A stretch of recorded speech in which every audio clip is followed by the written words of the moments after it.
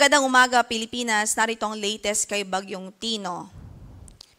Based po sa latest analysis natin at data, ay muling naglandfall po itong sentro ni Bagyong Tino sa Batas Island, Taytay, Palawan Province. So, ibig sabihin, ito po yung pang-pito o ikapitong landfall po niya mula po ng kanyang entrance sa ating area, sa ating landmass.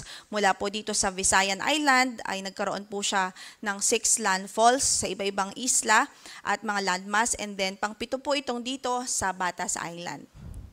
So, makikita din po natin sa ating latest analysis na ang kanyang sentro ay huling nakita po sa coastal waters ng Linapakan, Palawan. Taglay ang lakas ng hangin na 120 kilometers per hour near the center at gustiness po na umaabot pa sa 165 kilometers per hour. At ang kanyang movement ay west-northwestward at 15 kilometers per hour. So, napanatili po nito yung kanyang lakas ng hangin, kaya't nasa typhoon category pa rin ito, 120 kilometers per hour near the center. Malakas at kumbaga napakalakas na bagyo pa rin ho nito. So sa ngayon affected po ang buong Palawan, crucial pa rin po ito sa buong Palawan at ilang bahagi po ng Mindoro Island, maging yung ilang bahagi po ng Panay Island at Western Visayas. So ibig sabihin sa mga kababayan natin dito, hindi pa rin po pwedeng maging complacent o hindi pa po pwedeng mag-relax in a way dahil affected pa rin ho po kayo or directly affected pa rin ho kayo ng bagyo. Samantala yung kanyang trough o buntot ay nakaka-apekto din po sa halos natitirang bahagi pa ng Luzon, including Metro Manila. So, inaasahan natin magiging maulap pa rin ng papaurin at mataas pa rin ang tsansa ng moderate to at times heavy rains po dito sa Kamaynilaan, sa Central Luzon, malaking bahagi ng Northern Luzon, dito sa Bicol Region at sa Calabarzon area. Maging dito sa Central Visayas, Northern Mindanao at maging sa Zamboanga Peninsula. So, ingat pa rin po ang ating abiso. Patuloy po tayong mag-monitor sa updates ng Pag-asa. Samantala, yung bagyo na nasa labas ng PAR, mamaya po ay ibibigay po natin ang detalye po mamaya lamang po after po nating i-discuss yung kay Typhoon Tino.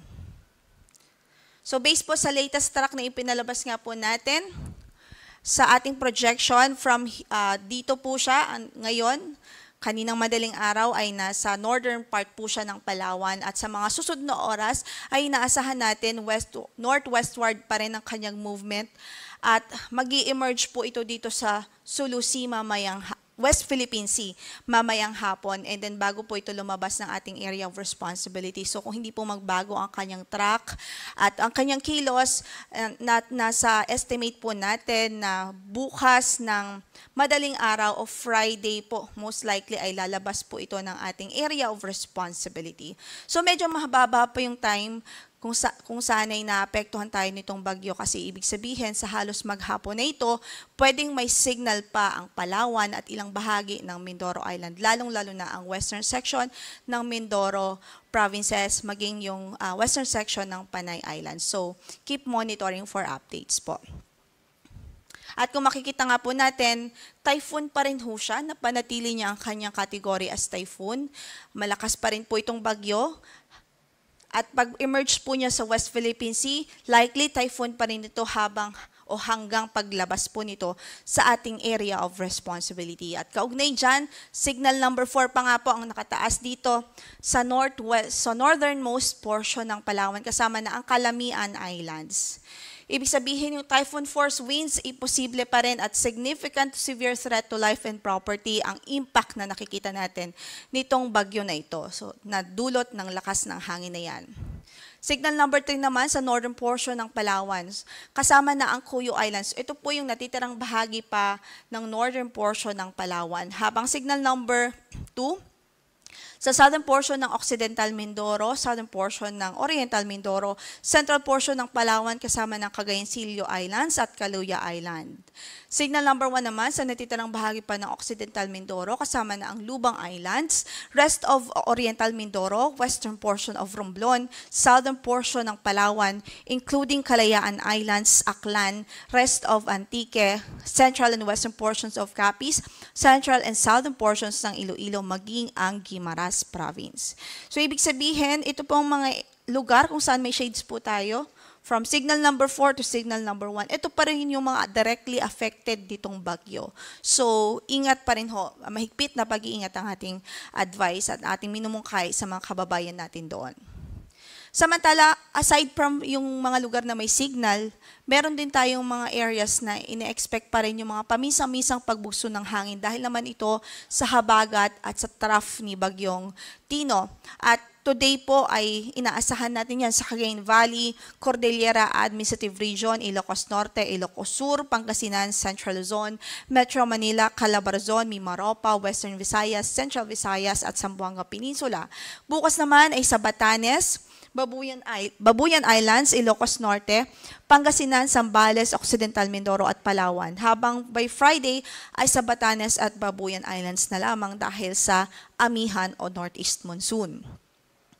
Kaugnay dyan, in effect pa rin ang ating weather advisory. So, possible pa rin yung more than 200 millimeters of rainfall dito po sa Palawan Province. So, buong Palawan, critical pa rin po in terms of rainfall dahil nga inaasahan natin babagsak pa rin itong bagyo ng matinding mga pagbuhos ng ulan doon, lalo na't nandun po yung sentro at eyewall ng bagyo. So, widespread flooding is still expected as an impact or one of the impacts of this Typhoon Tino. Samantala, yung 100 to 200 millimeters of rainfall naman ay expected pa rin sa Occidental Mindoro at Oriental Mindoro, dito sa Aklan, Antique, Capiz, Iloilo at Guimaras. So, halos buong Panay Island pa po. Magiging maulan pa rin sa araw na ito.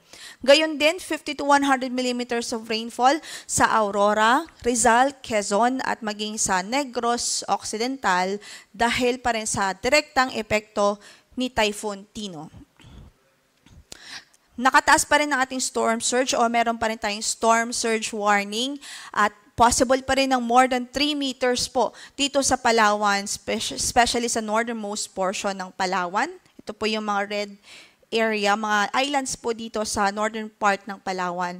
Habang 2.1 to 3 meters naman sa Occidental Mindoro at sa natitirang bahagi pa ng northern portion ng Palawan. Habang 1 to 2 meters naman sa Antique at Oriental Mindoro, dito nga po yan sa southern portion ng Oriental Mindoro at dito sa halos buong Antique o baybaying dagat ng Antique. So, possible pa rin ang storm surge po sa mga lugar na yan dahil nariyan pa rin nga po ang bagyo.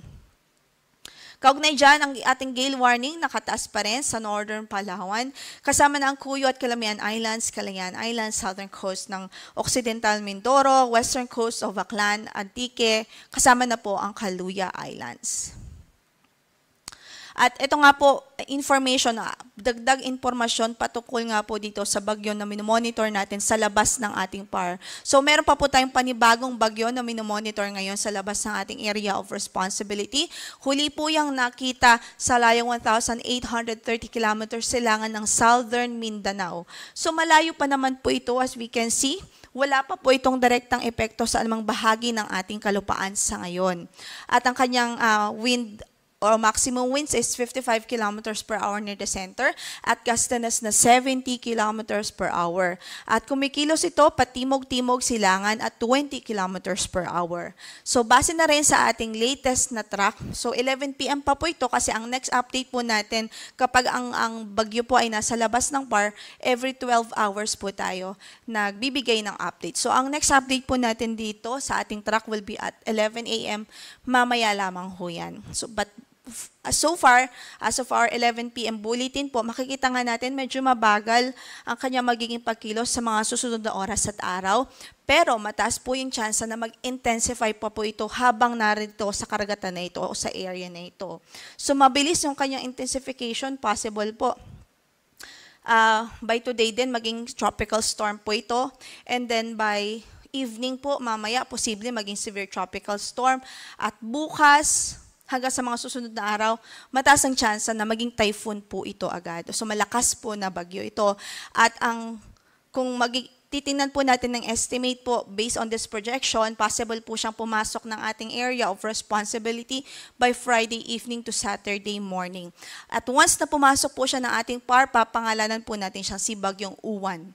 Pero sa ngayon nga po, nakikita din po natin sa extension ng ating forecast sa fifth day, may chance po na kumbaga hindi natin inaalis ang tsansa na maging super typhoon ito o mag-intensify pa ito into super typhoon. Pero ating paalala at disclaimer po na ito po ay pwede pang magbago dahil mataas pa ang uncertainty dahil malayo pa po ito at madami pa po ang pwede maging changes habang nandito po siya sa karagatan na ito. Kaya't ang ating abiso, mas maganda po mag-monitor po tayo ng updates ng Pag-asa every now and then at lalong-lalo na po kapag nakapasok na po ito ng ating area of responsibility. As for the landfall, ngayon po ay nagbibigay ito ng threat sa Northern Luzon pero again dahil hindi pa kumbaga lagpas pa sa 5-day forecast natin yung possible landfall time, ibig sabihin hindi pa po natin ito official na naibigay at may uncertainty pa po ito. Kaya ang mas maganda po ay matuloy po tayong mag-antabay sa magiging update ng Pag-asa. So yan mo ng latest mula dito sa Weather Forecasting Center. Ito po si Lori de la Cruz, Galicia. Magandang umaga po.